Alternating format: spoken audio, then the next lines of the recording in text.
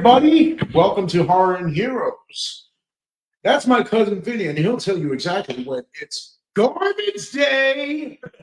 And here's Johnny, also known to you as my cousin Gio, who's Vinny's Uncle Gio.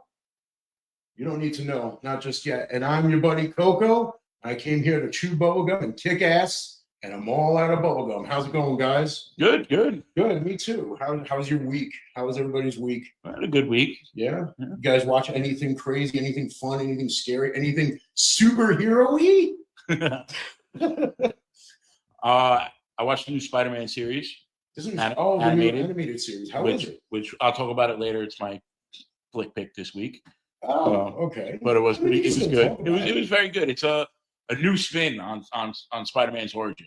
Okay. I mean, because I've seen when they were leading up to it coming out, people already had an issue with it because of like the whole, they changed a lot of the characters around. Yes, they did. They're a lot different. I mean, a lot of people didn't. From what I've read of reviews from people, a lot of people don't like it, and I don't think it's just because of that. I think people actually give it a shot and make up their opinion on it after watching it, which is obviously one of the most important things. But you watch it and you said that you like it. I enjoyed it very much. I mean, yes, they did do some very different things with some of the characters, but all in all, it was good. And if the events of the movies happen in and are referenced in the show, okay, up until a point, it takes place, I'd say, like slightly after Endgame. It seems like, but it doesn't affect the show. So the movies. Okay. So it's like canon up until a point. Okay, so like they reference the Snap, they reference the Sokovia Accords. Okay. So things that happened in the MCU happened in the cartoon, but the events of the cartoon don't happen in the MCU. Okay, so is it like a different universe? Different universe, but yes. It's own universe. But the Snap still happened. Yes. People still got dusted. Or yes. Whatever. That's interesting. I went to the theater and I watched Snow White, the new Snow White. No, I'm sorry. I had the whole theater to myself. I was rooting for the apple. Actually, sorry. Credits Stevie GB for that one. I obviously did not go to see that movie. Oh, okay. For a second, I thought you might have just to have it to talk about. No. I mean, if I was on a Disney talk show, I might watch it. I saw the Crow. You have to.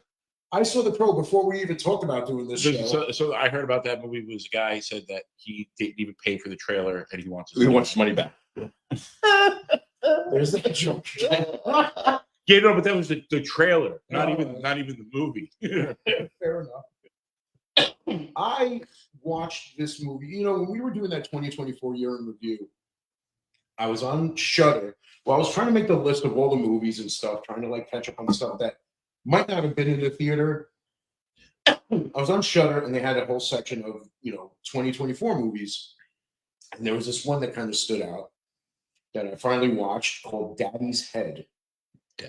Daddy's Head. It's a Shudder exclusive. I saw Pornhub, but Daddy Gives Head. Yeah, that was. I don't even want to know why you were in that section of Pornhub. Yeah, it happens. It does happen, but we'll talk about that some other time. So this movie, it was really interesting. My problem is, like I was telling Gio earlier, is I'll watch trailers for movies and then never watch the movie. I'll put it on my watch list and then watch Silent Night, Deadly Night Part 2. Okay. Yeah. So I decided to actually sit and watch this movie because it seemed like an interesting premise. You got this kid. His father just passed away. His father just died. He was in a bad accident. His mother had died years earlier, so he's left with his stepmother. And something weird happens where there's this creature in the house that has his father's head. Now, you see this in the trailer. It's not like I'm giving anything away. So I wouldn't give anything away if you want to watch it. It's on Shudder. Interesting movie. Had some good scares. I enjoyed it. It takes place in England because they all have English accents. I mean, it could take place in America and then just English people living there, but I don't know this area. It's I don't know if you'd find it on Google Maps. But anyway, so this kid sees this creature, and it's when you look at this creature, it looks like basically a bat. When the bat's hanging upside down, it's got its leathery rings around it, and you just see the head. That's what this looks like, but crouching. And it's really fast. It runs fast. And it's really fucking creepy. It is one of the creepiest monsters I've seen in a while because it's this big, black, leathery looking, skinny monster with a dude's head. The dog tries to fight it. That alone, I want Kind to of like watch the it. end of the fly. What's that? Kind of like the end of the fly. Kind of like the end of the Help me! Help me! Yeah, I mean, it's like this thing had like a guttural voice, like, "I said, come in here. This is your home." I'm like, wow, they did a good job. Just like some of the times we talk about like newer movies, you know, when we always talk about remakes and how shitty most of the remakes we see are. But it's like people are like, why don't people come up with new ideas? They do. It's just most of them are shitty. This wasn't really a shitty idea. It was kind of a new idea. I mean, at least from what I can tell, but it was very interesting. And the creature was freaky as hell.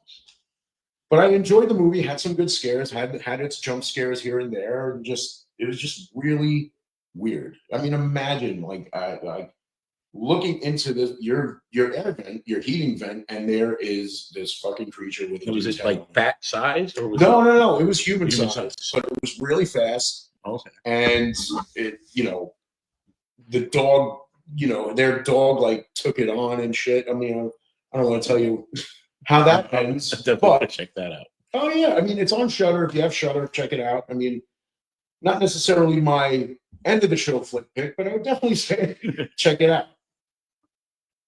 So before we jump into this week's topic, I got to bring it up. Corey already mentioned it that he loves that mask, oh, and you got to tell us. About okay, that. so this is what I call the Horror and Heroes mascot. Get it? Mask. Spelled with a K because it's a mascot. So basically, as you can see, the top half of it is horror. It's Jason. The bottom half is more of like a hero design. Basically based off of mine and Vinny's favorite characters, my favorite character from the horror world, his favorite character from the superhero world, Captain America, Jason Voorhees. I call him Captain Voorhees. Welcome, Captain Voorhees, to the show. Our horror and hero. Round of applause. Our horror and heroes mascot. I even made a video. You guys will see it tomorrow. I wanted its first presentation to be on the show tonight before, you know, that was the swinging mask that I posted, you know, that I was working on. It was like.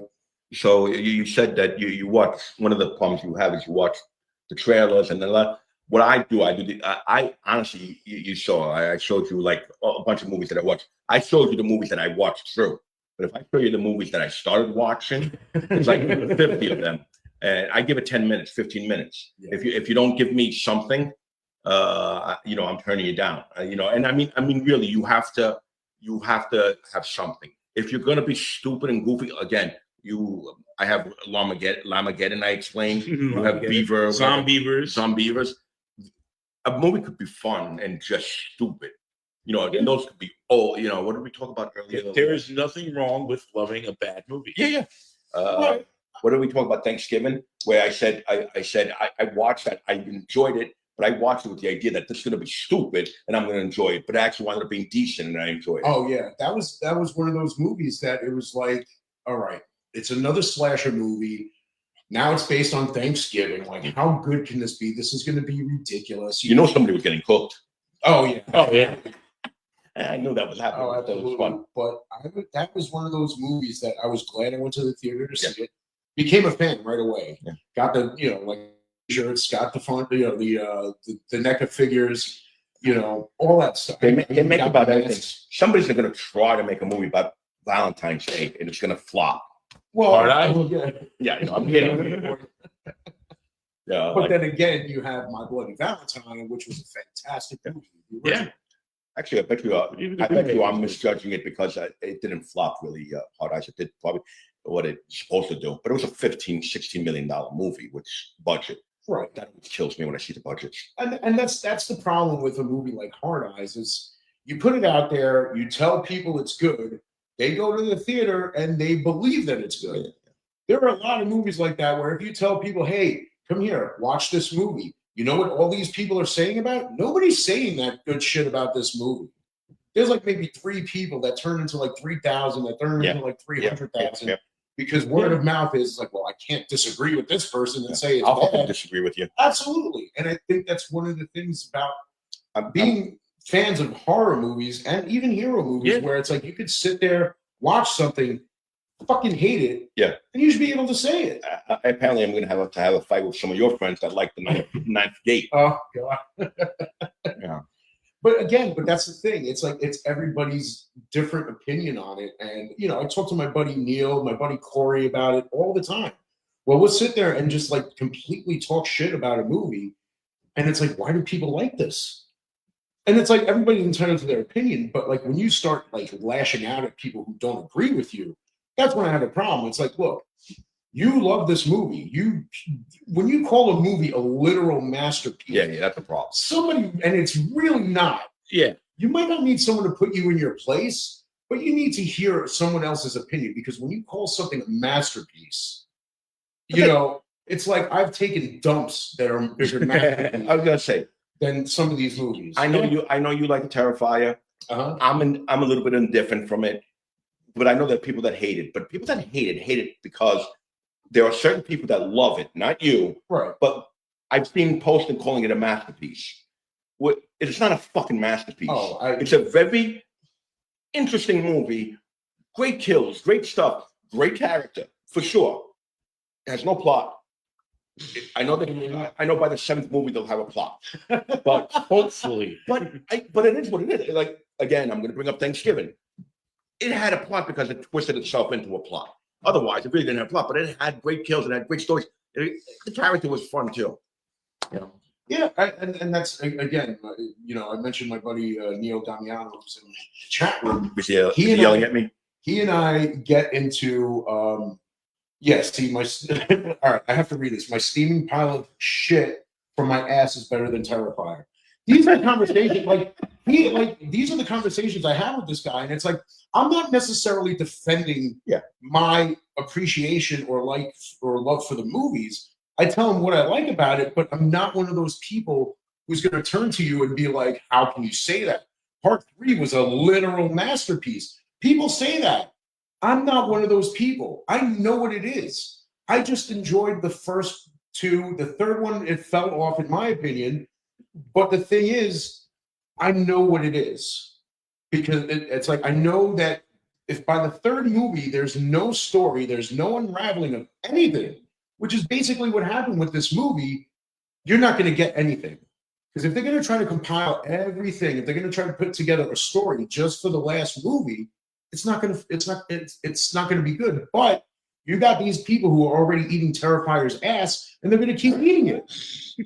I'm just saying, like, look, I buy the posters, I buy the T-shirts, I buy Because the figures. it's a great character. Exactly. Let's be honest. He's a really great character. He did a great job at that. And it's like we have our ideas on how it started. I mean, it was in the All Hallows Eve anthology movie, but I feel like the first one was kind of like it was kind of experimental. You got this clown that's going around terrorizing these girls, kills them, does whatever he does to them, and that's it. The movie ends. You don't know anything about his origin unless you watched. Well, even if you watch All Hallows Eve, I don't think you get anything from that. But then by the second movie, you're like, okay, this movie's 2 hours long. Yeah. There are no slasher movies that are more than 2 hours long. This movie was like 2 hours and 15 minutes long. When I saw that, I'm just like, are you serious? I'm like, all right, let me see it. We saw it together. Yes. We enjoyed it. Yeah. We cringed a lot. We did a lot of that. Oh, shit. Yeah. It was cool. But nothing was revealed. No stories, none of the story was revealed. Right. There were little bits and pieces, but if you can't piece it together yourself, you're not going to get shit. I think what made the first one great was that there was no story. Right. You know? It's just a slash. It's very enjoyable. Right. And now with the second one, there's a little bit of a story with Sienna and all that, but they did it. They're hinting at a story. Yeah. Or they're just saying, you know what, we're going to give you a little bit something. I don't know if they did that on purpose. I think they just put it in there. They cut something else out that would have explained a lot of it. Right. Which Like because it's already 2 hours long. They probably had 3 hours worth. I bet you if you research it, they probably had 3 hours worth of film, and they cut a bunch of shit. That would have had less story. It would have been better. Yeah. You know, so just for those of you that like that think Terrifier is a masterpiece. Go watch Citizen Kane, Schindler's List, and then Terrifier at 3, and then see if it's a masterpiece. Just so we're in the same. It's a good movie. It's fun. You had fun. Great. That's all. And It beats masturbating by yourself. And it's funny that you mentioned Citizen Kane because when I was talking to Neil earlier, that's exactly what he said. He's like, these people think that this movie is like the Citizen Kane of horror. Yeah. It's like you're not going to get that with these movies, and I totally get that. I don't argue with anybody who has a problem with it because I have a problem with it. Yep. When you're a fan of something, you're going to be the first person to be able to point out something that you don't like about it. If you're not a fan of it, but you at least gave it a shot, it's okay to give your opinion on it.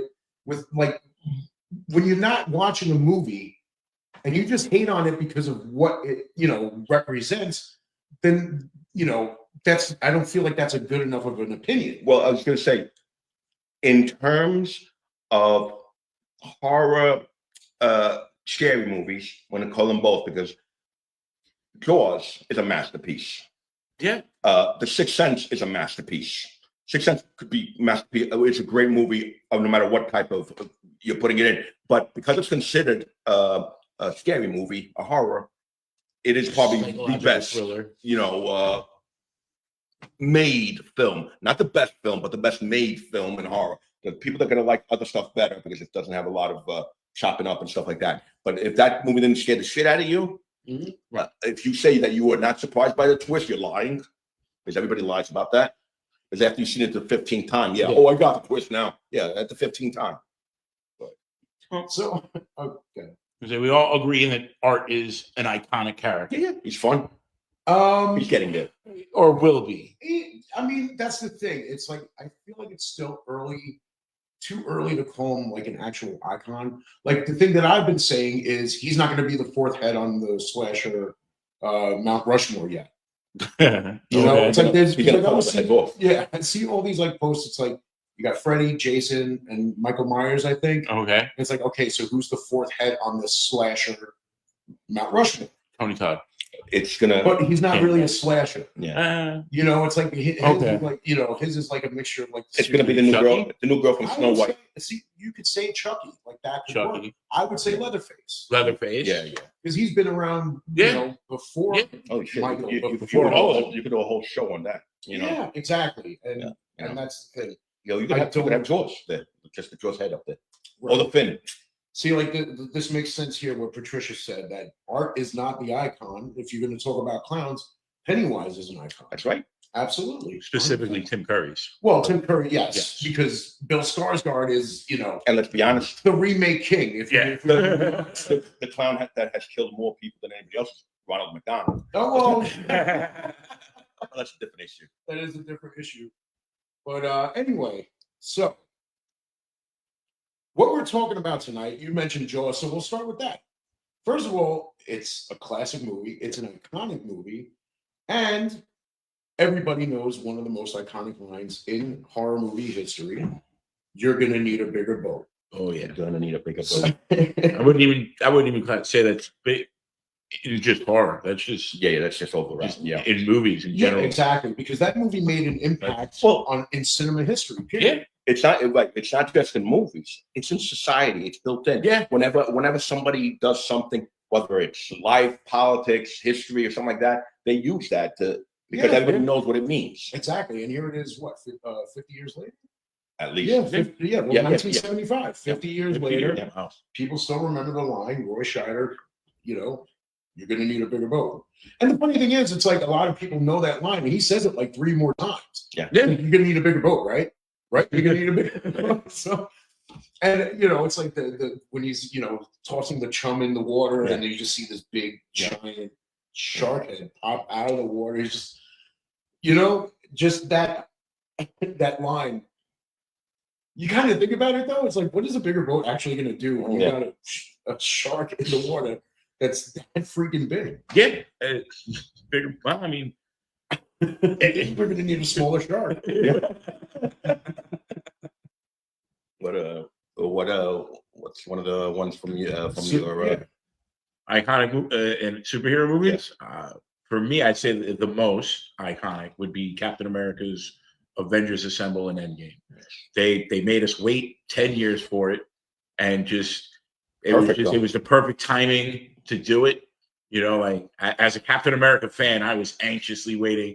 They teased it in other movies, And if you went, but in Endgame, when everybody's there and he catches that hammer, and if you went in the first week to watch that movie live, oh the whole place went nuts. but just the way he screams Avengers, and then just assemble, you know. And some people say the reason that he actually, you know, who knows why the Russos did it that way, but it worked and it was great. There's a theory that the reason he did that way is because, you know, when he screams, it's because everybody's there. He screams to the Avengers. He's just talking to his Avengers, the core six plus, you know, like he didn't know who he knew Doctor Strange. Like there's some people there he didn't know. He didn't know who Wasp was. Yeah. He didn't know who half the Guardians of the Galaxy were, you know, and it's he's you know, getting his people to rally their people. You know, you had Doctor Strange with the wizards. You had Black Panther with his army. You know, like so he's telling his people to get their people ready. And that when I saw the movie in the theater, I jumped out of my seat. Literally was on my feet screaming during that scene. And I was on a date with a girl who the look she gave me was... That was the last date, by the way. Are you sure? I thought we saw that one together. I saw Endgame with Jen for the first time. Okay. So I must have seen it without you. Yeah, the question for you while he's reading. Well, that's the thing too, though. I mean, because you're a Captain America fan, that was a big moment for you, and I totally get that. For me, not hearing him scream "Avengers Assemble," like it's like I get it.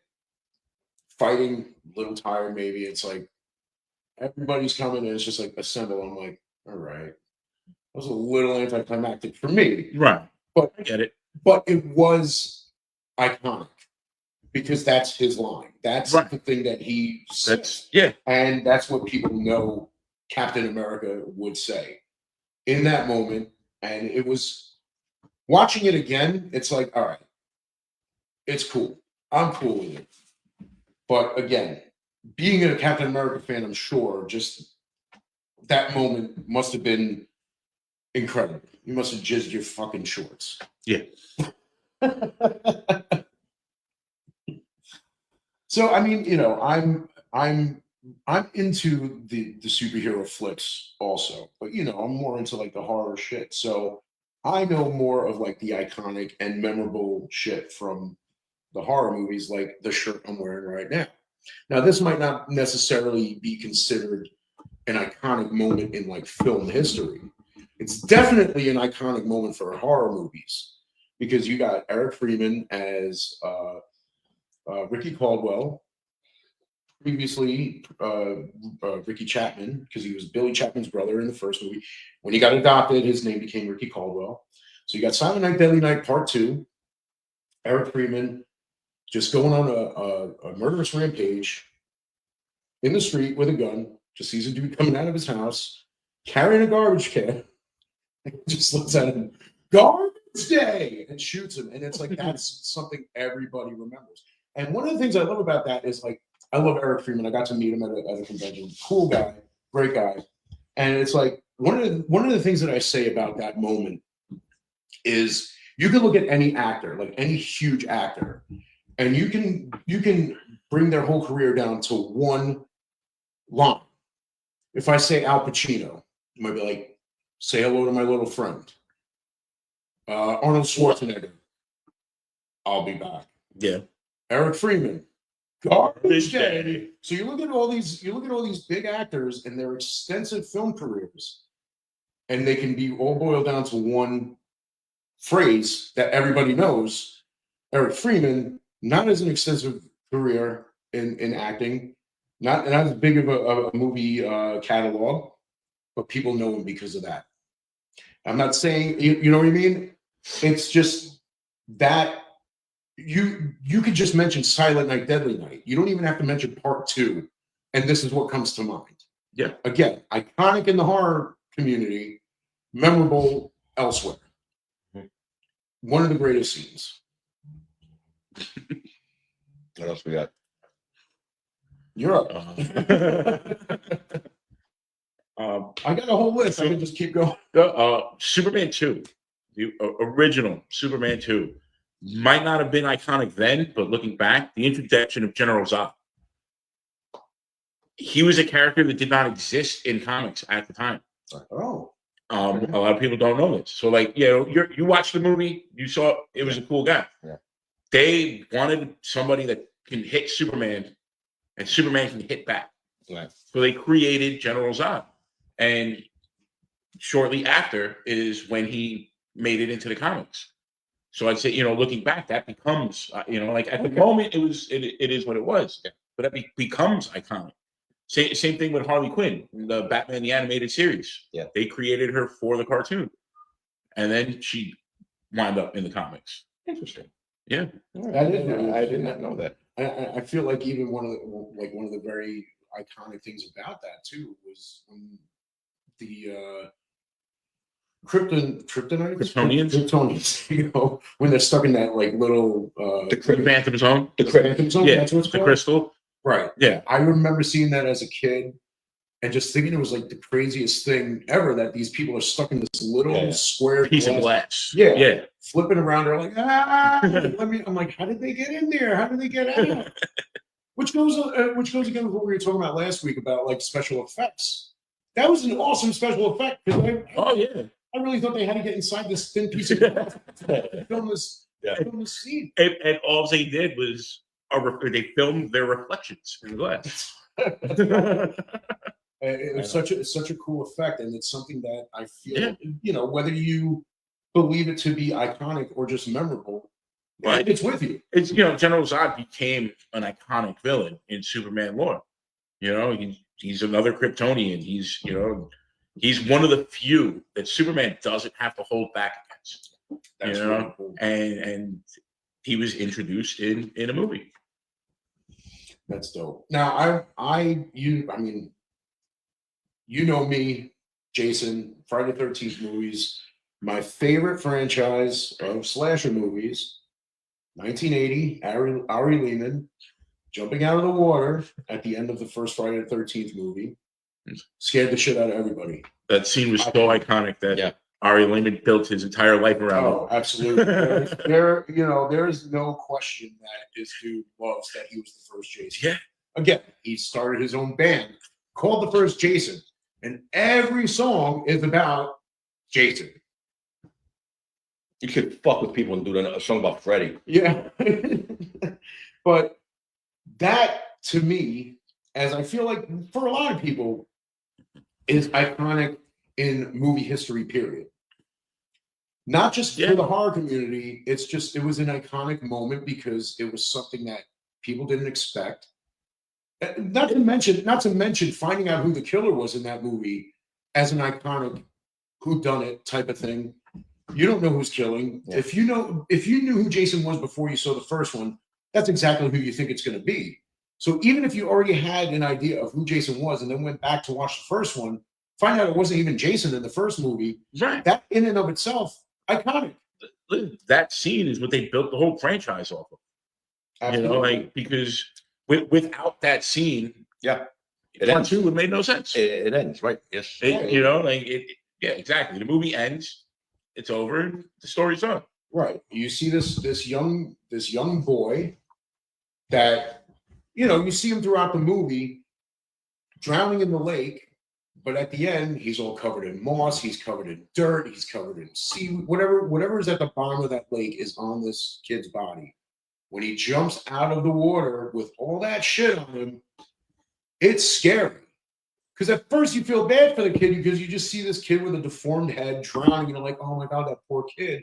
And then you see him coming out as a monster at the end, scared the shit out of me. Because I know it's coming, but then when it finally happens, I'm just like, oh God, you got me again, man. You got me. All right. I submit. You got me. Yeah. That's it. That gets you every time. Every time. I know you got a bunch of lists there, but I'm pretty sure this one's not on there because this is what an iconic what iconic means when you could say something and everybody knows, like, it's a cookbook Yeah, that's what Right. led to him, Yeah, to serve man. It's a good book. Yeah. that's one of my favorite episodes. Yeah, but people just know what exactly, they might not know where it comes from, but Right. they know what you're talking about. Right. Which is weird. Yeah. Right. Just as there's something on the wing. Yes.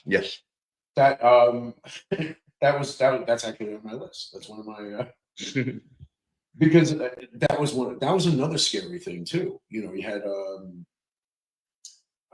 why can't I think of his name? I have it here somewhere. But Captain Kirk. yeah, Captain Kirk, William Shatner, Michael Myers, in a plane. Was it Terror at 20,000 feet? Nightmare On the wing. Yeah, Nightmare at 20,000 feet. And you see this thing like just grotesque face coming like on the plane window. When you see it on the wing and it's like tearing the wing up and all that, I'm just like, that's freaky. It's this big, hairy, weird looking creature that they describe to be a gremlin. Now, it's like when you're a kid, you see the movie Gremlins, and you see this, and this is what they're calling this thing a gremlin. And I'm just like, that's a weird gremlin. But it's iconic. The face in the window, the line, there's something on the wing. But a lot of people don't realize that they've not seen that scene. What they have seen is The Simpsons. Oh, yeah, with the bus. With the bus. Episode, yeah. So that's how most people know that. Right. They don't know where it's from. Like, they know it's famous from something. But well, that's the other thing. You got Ace Ventura spoof. Yeah. Well, Jim Carrey in Ace Ventura, he's like, there's something on the wing. That's right. Yeah. But because it's so iconic, you can put it in another movie and people will know what it is. Yep. There's no question about it.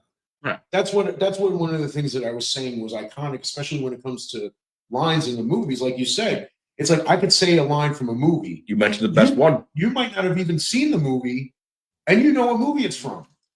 When you introduced me, you said one of the top one. Everybody uses that. Here's Johnny. Which is funny because he actually, is it vice versa? He copies that from. Yeah, he got Johnny that Carson. right. He got that from Ed McMahon when Yeah. he would introduce Johnny Carson Yes. on the Tonight Show. But it was improv. Yes. That wasn't scripted. He just those did are the it. best lines. And that's one of those movies that I'm proud of being released the year I was born. Much like Friday the 13th, 1980.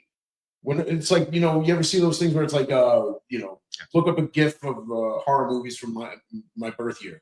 Those two come up, I'm like, cool.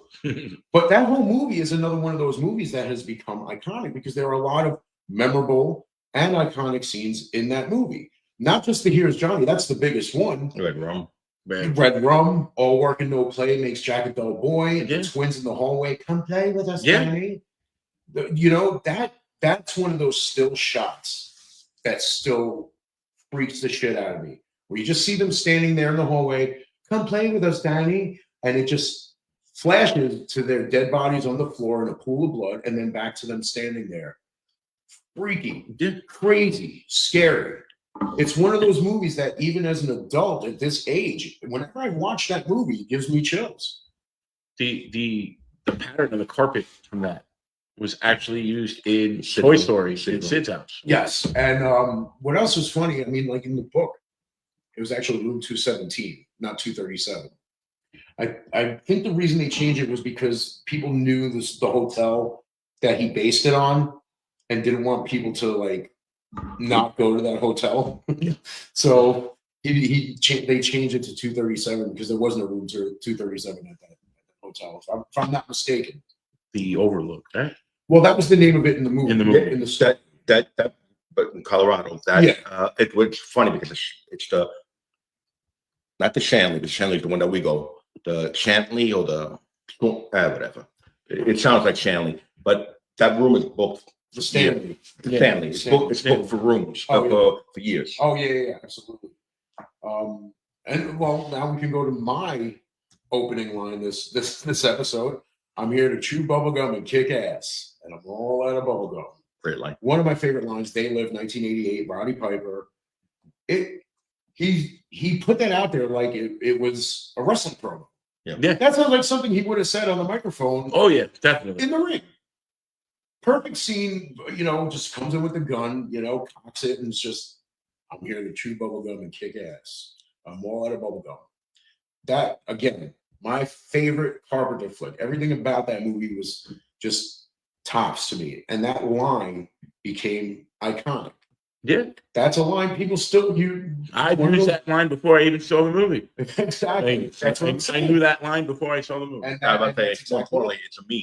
right. Yeah, But everything's. But that's it. But Right. that's exactly it. Is that you knew what it was without seeing it because it's iconic. Yeah. It's something that people remember. I mean, a lot of shit in that movie is just very memorable. It's like when he puts the glasses on and he's in the supermarket and he's like, he's got, you know, it's like, look at this woman over That there. ain't gonna help It's like, you're fine. This one, real fucking ugly. One of the funniest, like every time I see that, like Alamo has had it there, I would say within the last 6 years, like every 2 years. And I've gone there 3 times. One of the times Once was with with- yep. you. I went once, well, in 2024, and I think it was back in like 2019 or 2018 where they actually had it in 35 millimeter. I just love that movie. And yeah, it was my first time seeing the movie Mhm. on the big screen. Yeah. And again, it's one of those things, man. I wish I was you. Like, I wish that could have been my first experience seeing it in the theater. I wish I could have, like, I saw it as a kid when it first came out on VHS. And I wish, like, you know, good old Uncle Phil, he used to do he used to do that shit where he would set up 2 VCRs, rent movies, and like record like 3 different movies onto one tape because he used that like the extended play or whatever. And I remember him lending it to us, and I just fell in love with the movie. Just and it's funny because like another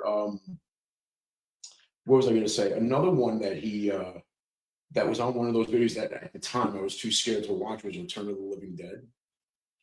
And it's like I feel like this one's more for the horror fans, iconic for horror fans, maybe memorable for those who aren't really horror fans so much. Is you think this is wait, no, fuck, I fucked it up. Oh man, this isn't a fucking costume. This is a way of life. Suicide. That was the character when he was talking with Trash. He said, You think this is a fucking costume? This is a way of life. No, you don't remember that? All right, whatever, man. Maybe it's not that memorable. Yeah, I know. 1985. I mean, I'm sure the people in this chat room remembers. You think this is a fucking costume? This is a way of life. Return of the Living Dead, 1985. Character was named Suicide. Mark Venturini, rest in peace. And he was talking to Trash, Linnea Quigley, while she's like all over him, like basically trying to like get whatever he's wearing off of him. You know, he's just like, back the fuck off of me. Like, I'm punk rock, yo, you know? But I think that's more of an iconic thing for the horror movie fans because, I mean, that's one of those, that's just a classic fucking movie. One of those movies that's great from beginning to end. Just, and from what I understand, they're coming out with another sequel to it that's supposed to take place during Christmas. I don't know how I feel about that, but I'll probably see it. There's a few. I think there were like 2 more after part 3. Now I don't know if you would exactly call them 4 and 5 because they both came out the same year. So it just kind of goes to show you like how much went into making these movies. I tried watching one of them once, fell asleep, and I just kind of let it go. I mean, but I mean. I'm sorry, were you gonna say something? No. Oh, okay.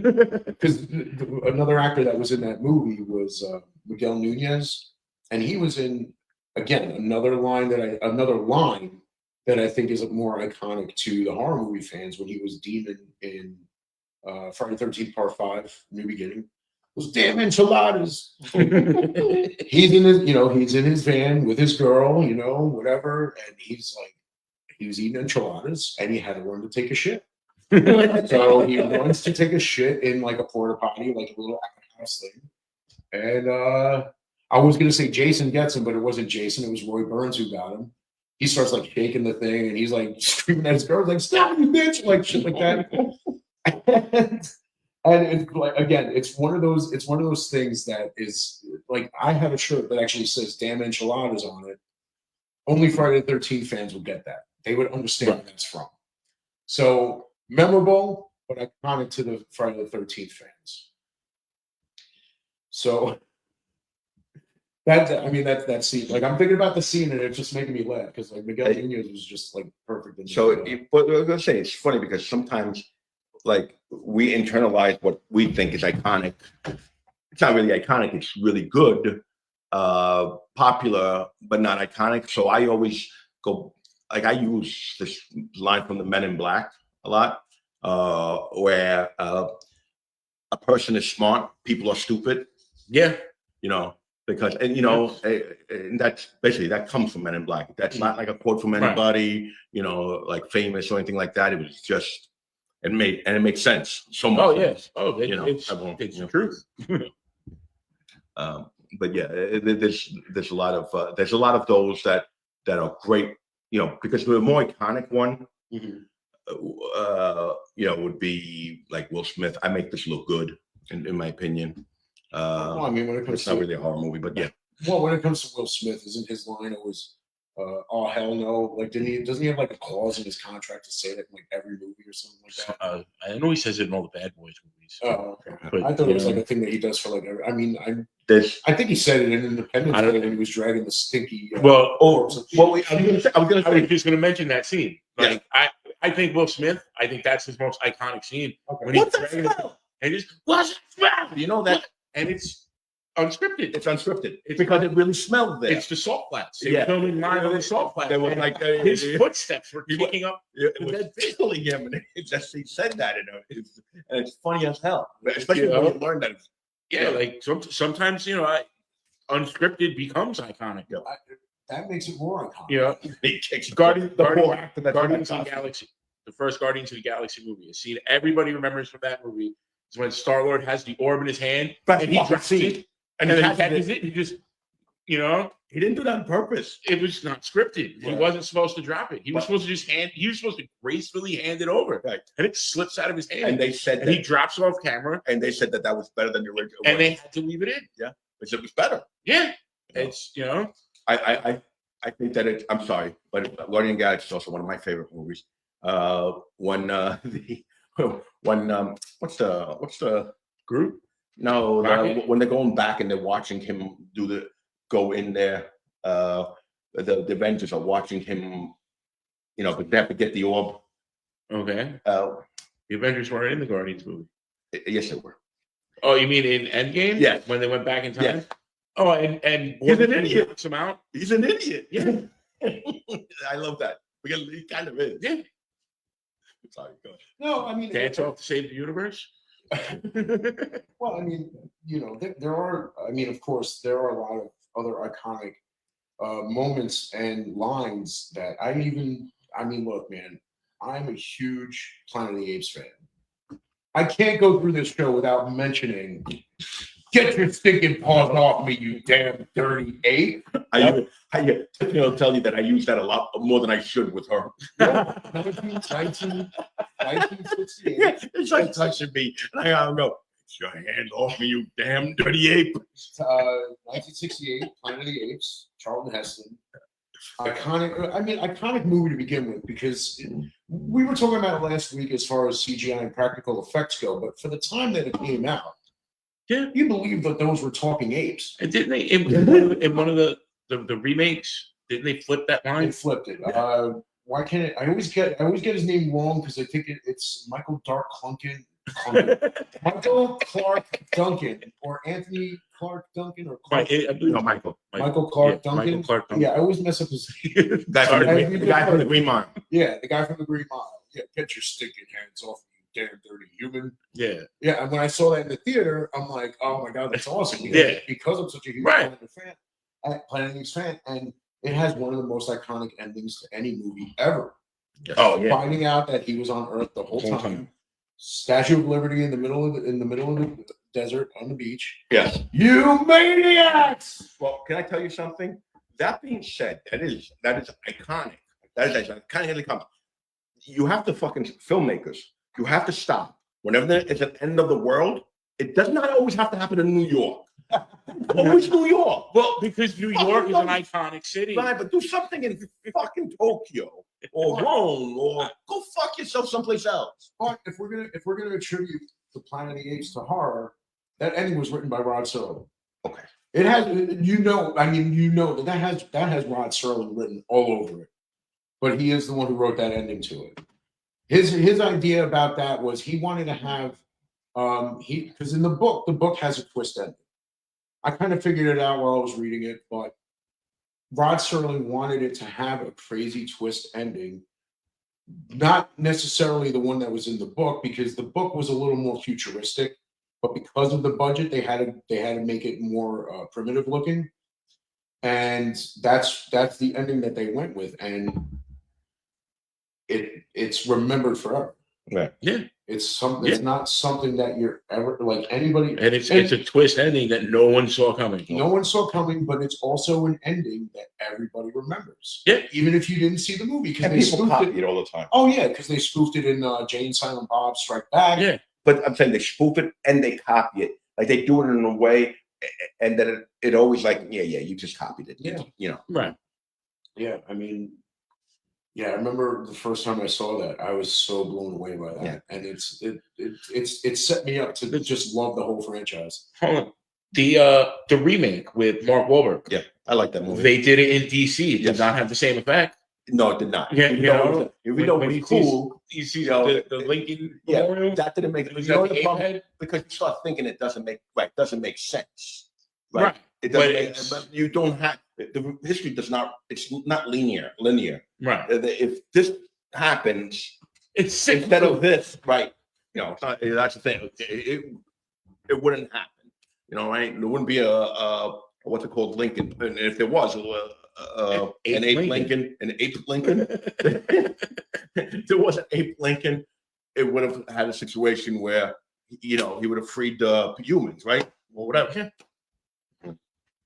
Yeah, but see, like that could also, like, now that I'm thinking about it, I know I'm just kind of going off. That kind of could have been a throwback to one of the original 5 movies, because there was a point in the I think it was the 4th movie, where apes and humans did live together peacefully, and there was a human who was a teacher, and the kid said that, he was teaching them ape shall not kill ape, and they were writing it on the board, and the kid walks over to him.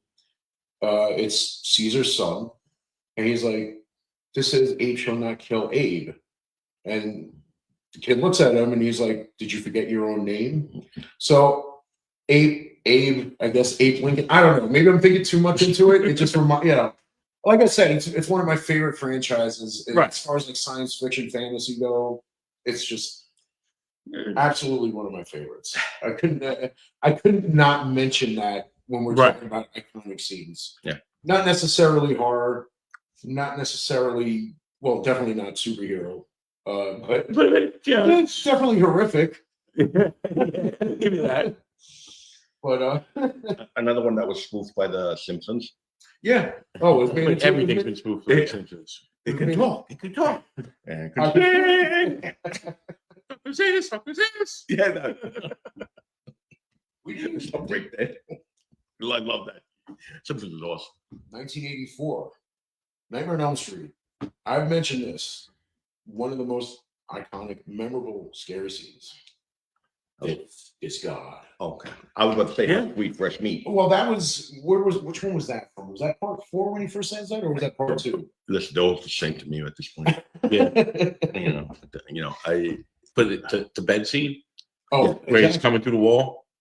Coming through the wall, the scene where Johnny Depp falls into the bed and Yeah. blood Yeah, spatters that all over movie the is just ceiling. filled with iconic moments. Exactly. Iconic, memorable. I mean, I would see the mom being pulled through the window at the end that Right. we were talking about. Yeah. Iconic for horror fans, memorable for those who just For me, one of the Freddy moments that sticks out most for me, it's I forget what number it is, but it's the Dream Warriors Part 3, when he the suicidal guy, and he Well, they were all well yeah when he but when he like pulls his veins out and then controlling him like a puppet and brings him up to the roof, Yeah. And then like he's on the roof and he cuts the veins but just that scene where the dude's on the roof like this and everybody else just sees him walking up to the roof. Yeah. But we see, Yeah. the veins coming out of his feet and out of his wrists, and just that big Freddy head in the sky. Like that is the one Freddy scene that sticks out most in my mind. That scene still makes me cringe. Yeah. Like that is such an unsettling scene. You could feel the Right. pain. Yeah. From the moment I saw it the first time till now, like they played it at Alamo. I think toward the end of 2024. I wasn't gonna like. That's my favorite nightmare movie. I'm like, I gotta go see it. Yeah. They had. I think they had like the first 3 or 4 in the theater, but part 3 I wasn't. See, seeing. I can't say for sure, but I think part 3 was the first Freddy movie that I saw. Okay. You know. Yeah. Well, me too. I was about like 7, 8 years old. Part 3 came out in 1987. That explains. Well, I mean, others probably came out before I was of age to even see that one. You know, I don't remember when it was, but that's just Yeah, we had rented it from Blockbuster when it first came out on VHS. I probably watched it with you while I was way too young to be Maybe watching that's possible. it. We were But at your mother's house watching a lot of scary movies. That- I remember yeah. we were laying on the Yeah. floor. I would say another iconic moment, or at least very memorable moment, was what's her name is in the break room, smoking like half smoked cigarettes, burning herself to keep herself awake. Freddy's head and arms pop out on the TV. Welcome to prime time. Yeah. No one can forget that. Just Yeah. that also made him look even freakier because it was the stretched out TV around his head with the antenna. You'd normally think that would look ridiculous, but it was freaky, and he had like the electronic arms made of it almost looked like a Terminator arm, but with a claw on it. Yeah. That was freaky, scary. And then you just see her with her head in the TV, just body hanging there. Yeah. Another scene that was always unsettling to me, just seeing her hanging there. And I'll still never understand how people thought she committed suicide. How are you going to climb up there? Yeah. Stick your head in the freaking TV. Right. I mean, maybe if there was a step stool, but Exactly. It's like, you know, it's like, let's see how high I can jump. listen, I'm a sanitation worker. Okay, I've picked up those TVs. I've dropped those TVs. I've had those TVs get crushed in the truck. It takes a lot to break those screens. So I don't think anybody is smashing their own head through one of those. Their head might splatter on it. Their head would break before the glass does. And yet people believe that one falling on someone's head doesn't kill them, so they can return for the 7th movie in a franchise. I don't know who thinks that, but in reference to another iconic scene, and it's iconic. It's a good movie, but Final Destination. Love those movies. Yeah. So nobody drives in back of a truck with. Oh yeah. Yeah. Nobody buys that. If there's a lumber. Log truck. oh, Yep. dude, when we used Nobody. Oh please, a log truck on a bridge. Yeah. I'm stopping. That's an iconic scene. well, but see, like that's the thing with that. It's like you see Jaws, you're scared to go in the water. Yeah. Yeah. You see Friday the 13th, Scared to you're go scared to to go in the sleep. water. You watch Nightmare on Elm 13, Street. 13, yeah. You That's watch my Nightmare on Elm mistake. Street, afraid to go to sleep. You watch Final Destination, you're afraid of everything. You're just scared. You just don't want to walk out of your house because any little thing can be the trigger that death takes you. Yeah. away. Yeah. And that in and of itself, that fear is like just makes it iconic. Right. Very memorable. You know what? It is in a horror movie, and it is an unscripted iconic moment in Scream when he wipes the blood off the blade. You know, that's that's his signature. you didn't know that was unscripted? No. So they had a scene where he used the knife, but then the next scene, the knife was clean. Right. They realized it way too late. Right. So they went back and filmed him wiping the blade Oh, okay. to insert, to say why the blade got clean between these two scenes. Yeah. And it became Ghostface's signature move. It is. You know, he's done it in every movie, does it in the Mortal Kombat game. You know, like That's it's how iconic it is. Yeah. yeah. That makes sense. We got to go back though. One of a very iconic moment. Back to 1931. It's alive, Frankenstein. Yes. Yeah. That Yeah. how many times One of the that- first iconic moments. Exactly. How often is something like that spoofed? all the time. People All the time. say it all the time. Just Yeah, it's not something that you will ever forget. right. Again, another moment where if you've never even seen the movie, you know what it's from. Yeah. You know that was Frankenstein, bringing his monster, bringing his creature to life. Yeah, You know, a lot of people also don't know when an original is done and when it's a duplicate. You know what I mean? Because that has also been done on almost all the Frankenstein movies. So, one way or the other. And see, that's one of the things we were talking about earlier. Like I said, anybody who's watching, listening later, we have like a whole episode before the episode. Yeah. oh yeah, Because we just sit here talking, and we're going to probably be here for another hour once this is over. Yeah. Talking more about it. With the Frankenstein movies, what they did was what they do with Nosferatu, what they did with Dracula, Bram Stoker's Dracula, which I think ended up being one of the best in this sense. What was the one that you were showing me earlier? That it was an Edgar Allan Poe movie, I believe. No, it was not the Edgar Allan It was another remake. Oh, The Wolfman. Yeah, The Wolfman. Not the new one, not the 2012, I think. It was. 2012. They take these stories and it's like they try to just make it art. I don't want to use the word artistic. Artsy. Very artsy, but also old time Englandy. Yeah. Yes.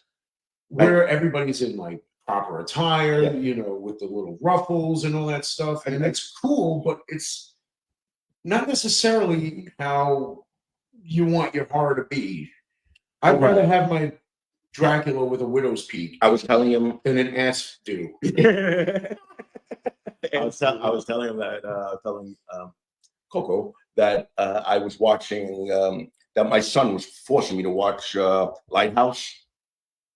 Yeah. Oh, you never seen it? no. Because that's artsy as you can get. Okay. And I was like, "What the fuck is this?" I'm Yeah. assuming John Luca. Yes, Okay. and it's what's it called? It's Robert Eggers or Roger Eggers? Edgar, because he did the Nosferatus, which again, good movie. I liked it. I usually like the period piece, but I like period piece. I don't like today made in that period piece. You know what I mean? Well, see, that's the thing. I thought I liked those types of period pieces because I really did like Bram Stoker's Dracula. That movie, I would say, is a masterpiece, even though Winona Ryder was in it. I thought it was a really good movie. I saw it when I was about 12 years old. My buddy, his father took us out to see it. He took us out to see it one night. And I was just blown away by it. I thought it was a fantastic movie. So, But when they start taking all these other classic Universal monster movies and turning it into that, it's like, come on, it worked for Dracula. It didn't, I don't think it like totally worked for Nosferatu because it was too artsy. Very pretty looking movie.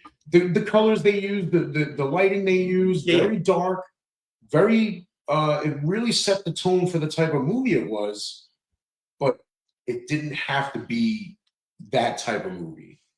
It's fine, it was a good movie, just not the masterpiece that I think everybody is calling it. It was masterpiecefully shot. yeah, that's one of those things that when you give credit to the cinematography, you give credit to the directing, you give credit to the costumes, but it's not obviously it's not an original.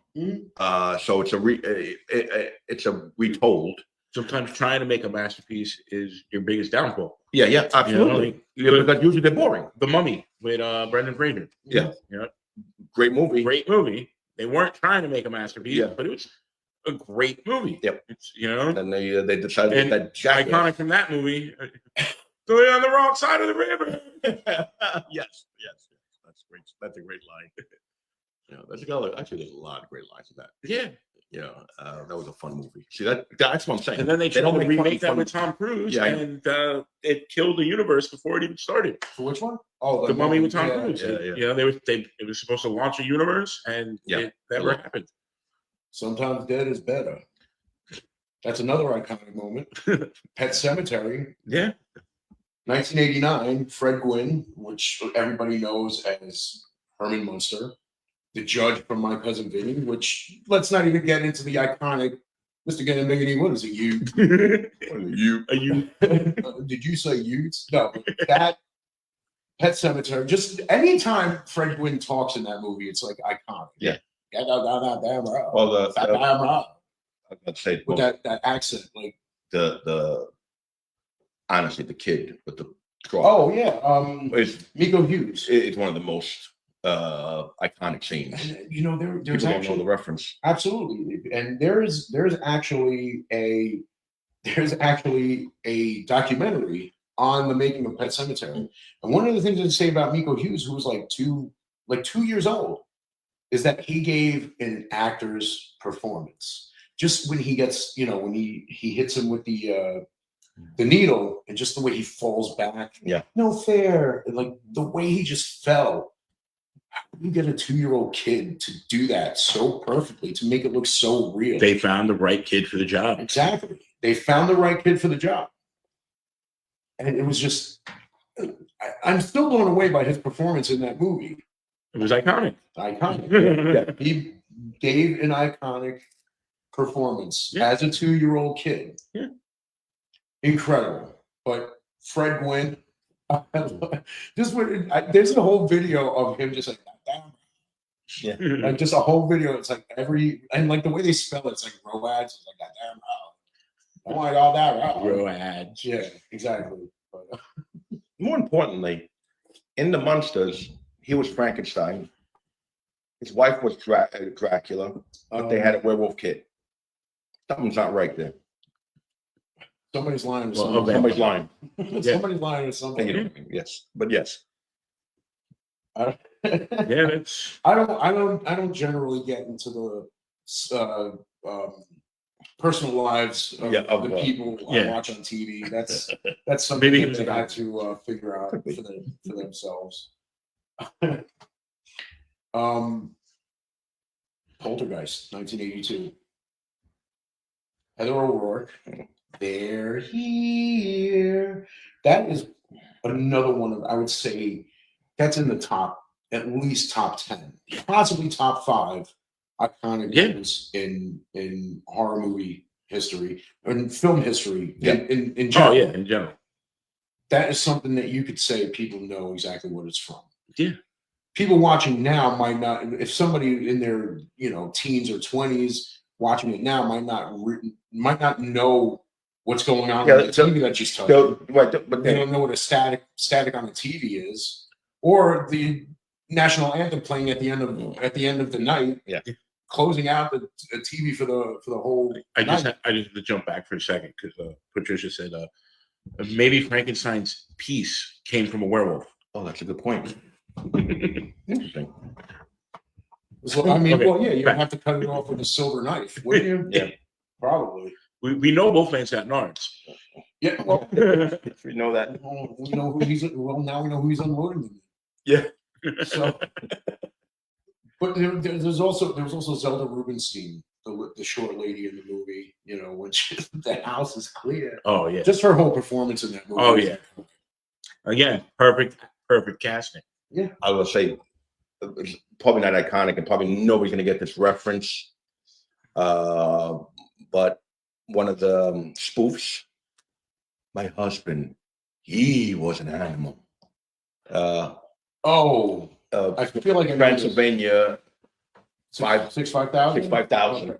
When when the woman's talking about her husband being a werewolf. Right. Well, see, like that's one of those movies that I remember seeing when I was. Oh my God, it's a fucking great movie. And I don't remember It's- anything about. I just remember it was Ed Begley Jr. and was it What's her name? It looked sexy in that outfit, the rat pie outfit. it wasn't Gina Davis, was it? Gina Davis. It was Gina Davis, but wasn't it also Yes, from The Fly. the other guy from The Fly? Why can't I think of his name? Jeff Goldblum. Yep. Right. Yeah. It's one of those movies that I remember seeing years ago. It was so stupid that it was fucking awesome. Right. And it's like, yeah, I mean, like another movie that I'd seen years ago that I just rewatched was Happy Birthday to Me, 1981 slasher movie. You had Melissa Sue Anderson as the characters for Virginia. And this scene, again, might be more iconic to the horror fans when she's by the fireplace with Steve and she's feeding him a shish kebab and then just jams it down his throat, jams it into his throat. Now, this scene became so iconic that was the cover of the box, the poster, and all that stuff, and it's just memorable. I mean, the picture on the box you've seen it, even if you haven't seen the movie, you've seen this picture. Just a guy with his mouth open and a shish kebab going into his. You see the hand with a shish kebab going in, just Right. So again, like I was watching that and I'm like, there's the scene. There's the scene that's on the box, the scene that's on the T-shirt I have. Yes, I have the T-shirt. I'm not going to pass up. It's like it's food and horror in one picture. Yeah. Two of my favorite things. So on the superhero side, you can't really talk about iconic moments without mentioning Batman. He's probably had more movies than anybody else in the superhero world. Mm-hmm. But as far as iconic lines, but I think the most iconic one is Michael Keaton's. When he's got the guy hanging off the roof. Who are you? I'm Batman. And then everything else is just copying it. Yeah. But still on top of Batman, that's a scene that is iconic to movie watchers in general. Just everybody knows I'm Batman. But then you have scenes that are iconic to the comic readers, like in Christopher Nolan's Dark Knight Rises, when Bane snaps him in half over his knee. That's an iconic comic cover brought to life on the screen. With comic movies, sometimes it might not be that memorable of a moment, but it's just so directly from, like, it looks like they're bringing the pages to life. Like that scene, although the costumes were different, it was just like the comic. Your favorite Daredevil in the series, when Punisher had him on the roof and he had the gun taped to Daredevil's hand. It's like, I'm going to kill this guy or you're going to kill me. It's a great scene. And it is, if you find the comic that has that scene in it, you can literally page for page see it on, panel to panel, see it on the screen. Like, it's almost like they took the comic, cut it up, made a flip book. Like when they storyboarded the scene, they just taped the comic pages on the wall. Save money that way. Like for a comic reader, like some scenes, that, like that scene might not be iconic for the average moviegoer, but for a reader, that's wow. That's fair. And that's the thing too. It's like when anybody says I'm Batman, first one that comes to mind, Michael Keaton. Right. Because it was his first line in the movie. Yeah. Basically. Yeah. Well, yeah, it was his first line in the movie. Opening scene, fight, Batman versus, these thugs. Random Thug 3. But that's the thing, though. If you're going to talk about Batman, a rich guy who becomes a hero on his own, creates his own, suit. Yeah. Who else was a rich man that became a superhero because of Iron Man? I am Iron Man. Exactly. Yeah. Oh yeah. The whole movie. Yeah. From and then finally at the end has a press conference while he's eating a cheeseburger. I had no idea he was going to say it. Unscripted. Yeah. So it's not unscripted. That was unscripted. No, it's not unscripted. He was not supposed to say I am Iron Man. No. I'm going to correct you, but we're going to look this up. They had alternate endings. Okay. They told people that was a dream status. Gotcha. Because they didn't want it. They wanted to try to hide it. They're trying to hide it. Okay. But I was going to say another thing about eating the hamburger. Just so you know, he's well known to sneak food on set. Yes. So they make him bring food, and they try to get him to stop doing that. But he's always eating, and he's offering food to the other cast members while he's eating. Because he has to snack a lot for some reason. I remember reading something about that in Avengers when they're talking about the scepter, and he offers Bruce Banner blueberries. It's like they say that's not Tony Stark offering Bruce Banner blueberries. Yeah. That's Robert Downey Jr. offering Mark Ruffalo blueberries. Yeah.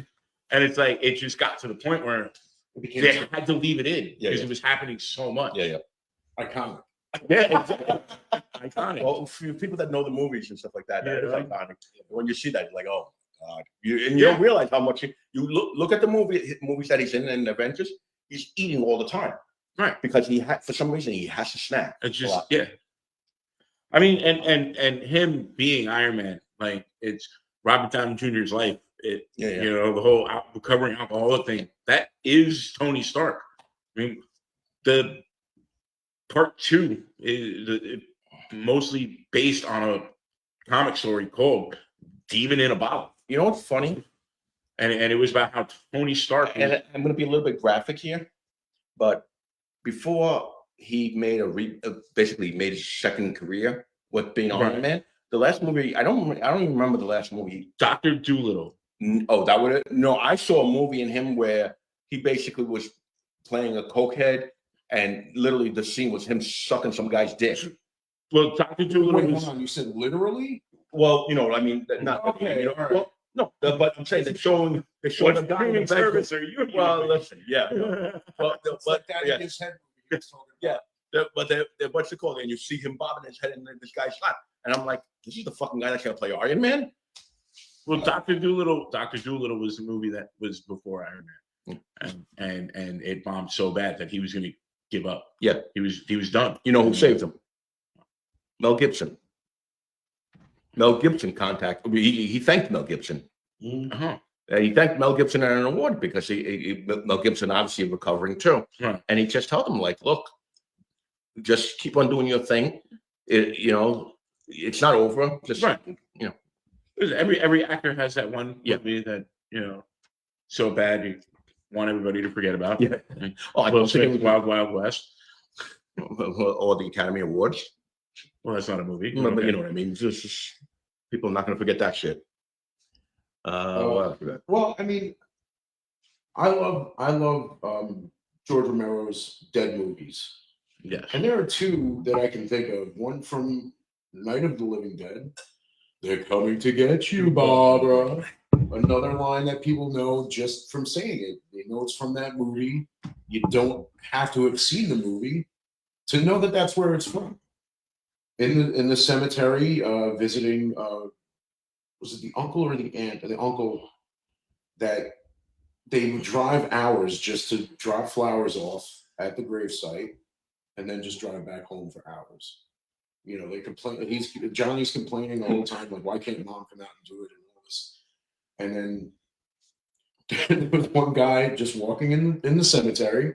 They're coming to get you, Barbara. Turned out he really was coming to get her. He was joking, you know, oh, here comes one of them now. Watch out, Barbara, here he comes. And then it's like, Yeah. the whole thing started. I'm sorry, I'm just going to mention this real quick because actually some of them are pretty good. I was born in the darkness. You merely adopted the dark. I would say they repeated "You got nods," and this one I don't know. I don't know where it's from, but Eric, he's got tits. Oh, that was from just one of the guys. Okay. So, all right, for a comedy movie, for anybody who loves 80s comedies, it was a movie with just one of the guys, and this female student, she... Oh, Amanda Bain, whatever her name is. No, not Amanda Bynes. This is from the 80s. Okay, yeah, So right. this girl wanted to do a report on what it's like being a guy. Yeah. Cuts her hair, hangs out with the guys, you know, all that stuff. And there's a scene where everybody's at the prom, and this girl who's dressed like a guy is in love with this other dude, takes him, like, you know, I think it was like in the bushes or something, like starts telling him how he feels and kisses him.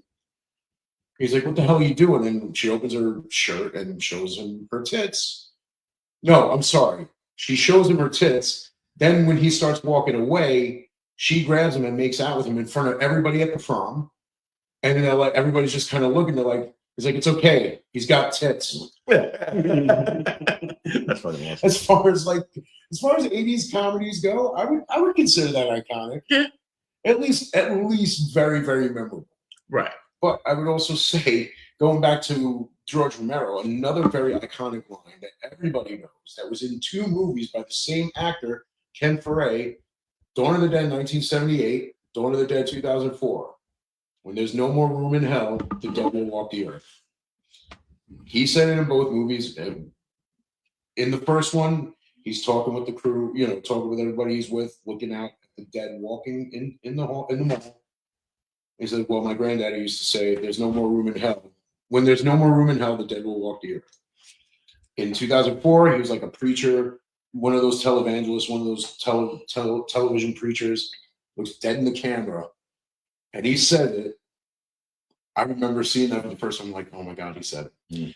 It was one of those moments like chills. It's like, oh, it's him as a different character saying the same line, and it's still just as effective. I was gonna say that Schwarzenegger has a lot of stuff. So it doesn't have a lot of horror movies, but a lot of stuff like because he's very popular for that because he deadpans it and it's funny. But Total Recall when he kills Benny with the blade with the screw thing and he goes, "Screw you, Benny." Yeah.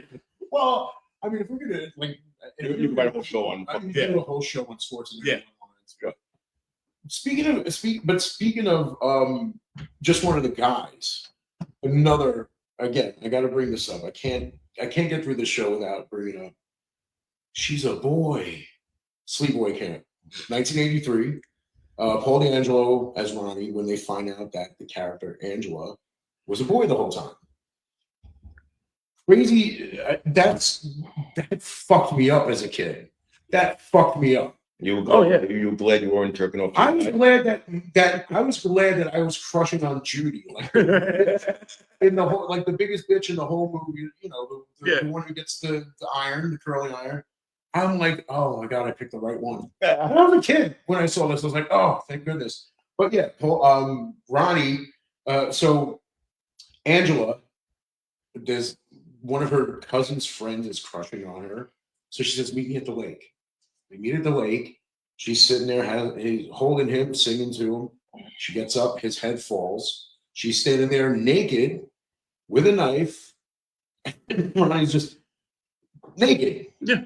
Her, you know, bicha deals right there. And might as well stab me. Ronnie's just, she's a boy. That whole scene fucked a lot of people up, I think. Anybody, because again, in the 80s, early 80s, that's not something that you think you're going to see, especially since it's a 14-year-old. Now it's Saturday night. Yeah, exactly.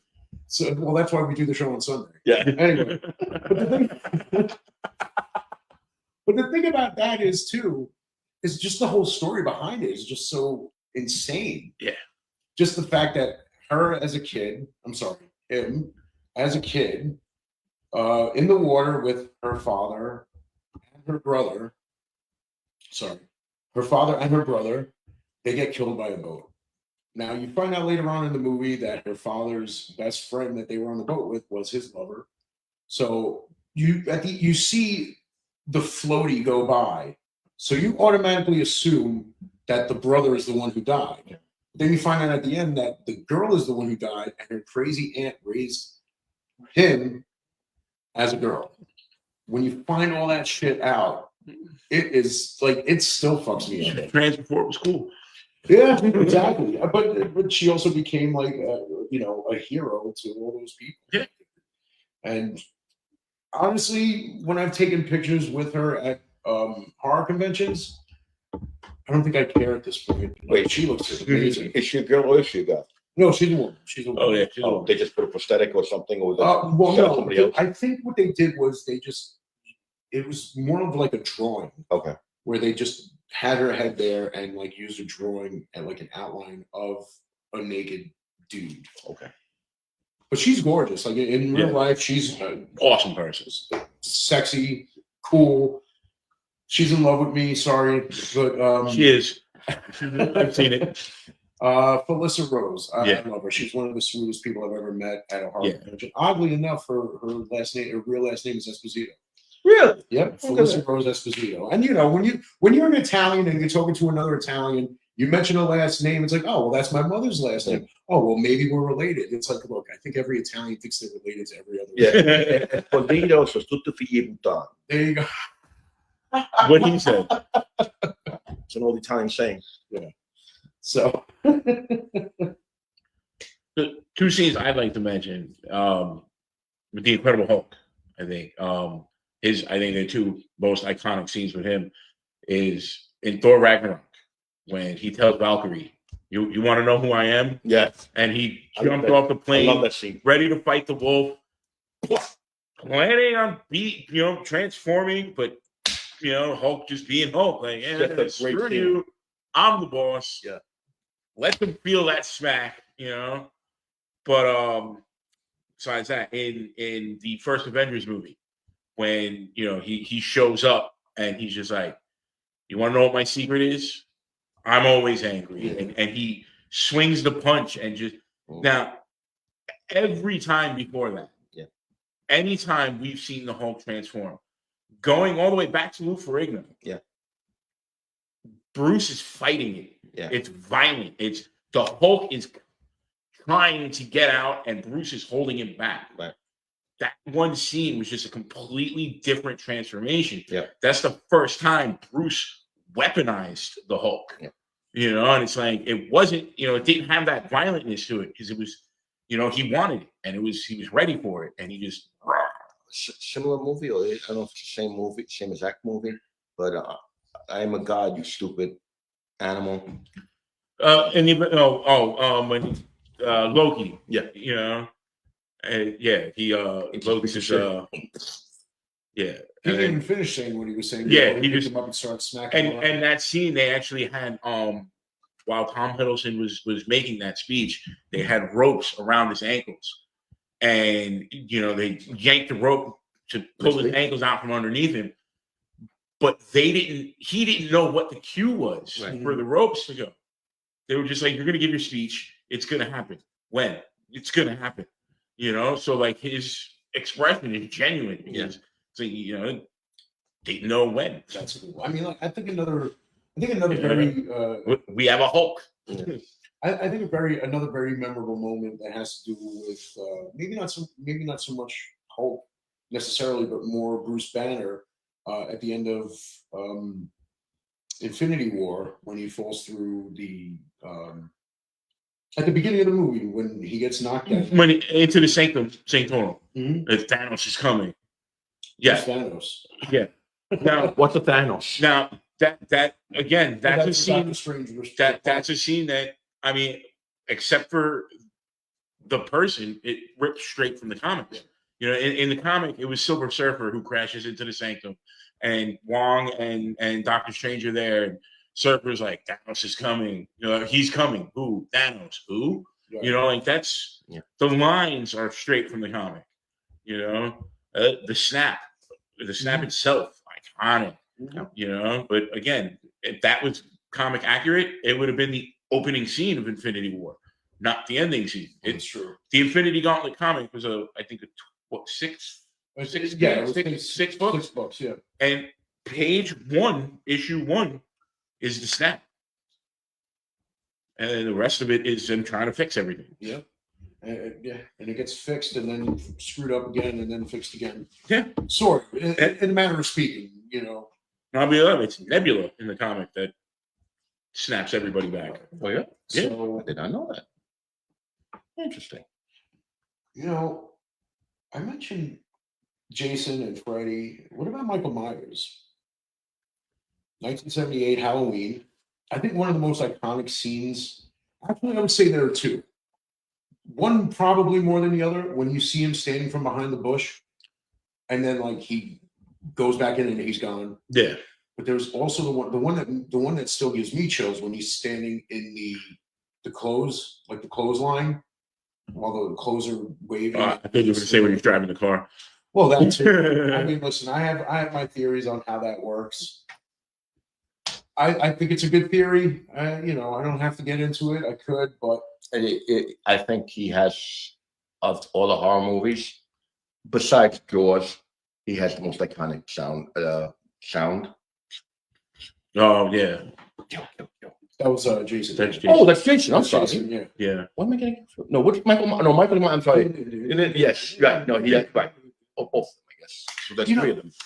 And it's funny. Music can make a scene iconic. It can. It's like for the longest time when I was younger, I always got that music mixed up with Tubular Bells, which is the music for The Exorcist. Yeah. Okay. Yes. Which, I mean, if we're going to talk about that, The Power of Christ Compels You. Yeah.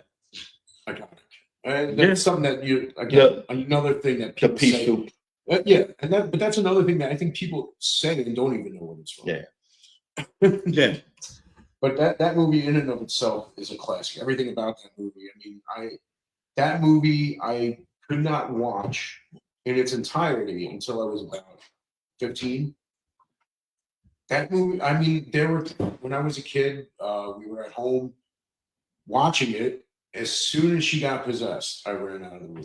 And the crazy thing is I can actually like do that effect myself, but I can't see it, so I'm good. But if I did it in a mirror, I can't see myself doing it, and I can't scare the shit out of myself. I just scare the shit out of other people when I do it. But there was so, I mean, even when she's, I don't want to even say it, but when she's jamming herself with the crucifix, that look on her face, like, Jesus, fuck you, scary, creepy, everything about it. Just when she smacks her mother in the face and then grabs her head and look, that whole movie, just everything about it, fucking one of the scariest movies. And everything about that movie is iconic. Just some of the things that they did just to even get certain things done in the movie. They had to actually build a room that shook. Yeah. For the room to shake. Yeah. They at the end to shake the camera. Right. At the end when the priest Harris jumps out the window and he's dying at the bottom of the stairs, the other priest is holding his hand and he's crying. The guy was a real priest. That guy was not an actor. He was acting in this movie. Sort of. I was going to say he's acting as a priest, but he was an actual priest in this movie as a priest. But because he wasn't an actor, he couldn't turn on the waterworks himself. William Friedkin, the director, smacked him across the face really hard, just smacked him, and he started crying.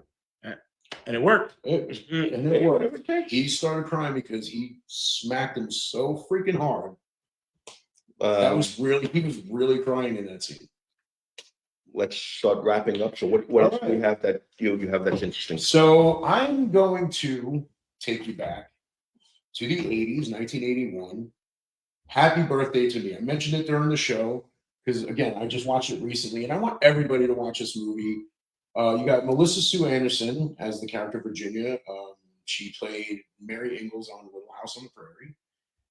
You got Glenn Ford as the character Dr. Faraday. He was actually Pa Kent in the Superman movies, the ones with Christopher Reeve.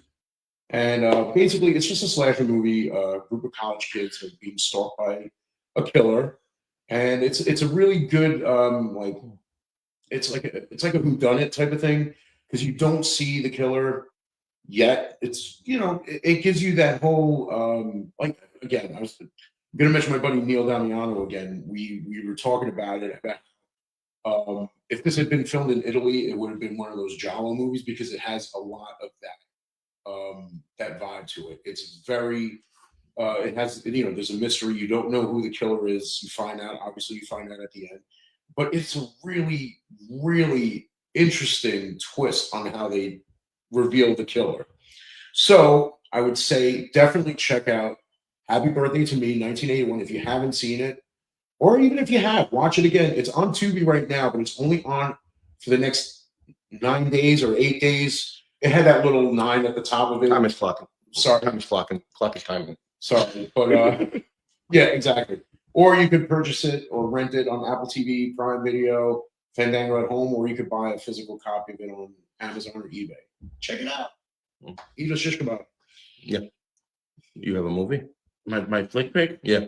The new Spider-Man, Friendly Neighborhood Spider-Man. It's animated. New animated series on Disney Plus. If you're a fan of Spider-Man, it's a great reimagining. If you're new to Spider-Man, which I doubt anybody is, it's a nice little introduction. I mean, like I said, total twist on a lot of the characters. Cameos from some classic characters. Twisting it even more. Didn't they twist it already? It's a new take. Okay. New Yeah. universe, new everything. Yeah, and it's fun to watch. Yeah, it's season 1 just finished. I think it's 10 So episodes. you got Check it out. something basically from the 80s that basically it's it's a bit of a challenge finding it. It's in Tubi, but it's one of those things that watch it. You'll see if you like it. You'll give it a new thing. What I'm going to do is I'm going to go and give you a movie from, I think it's from the 80s. In the Name of the Rose. Okay. Great movie. It's a short thing in my opinion. Sean Connery's in it.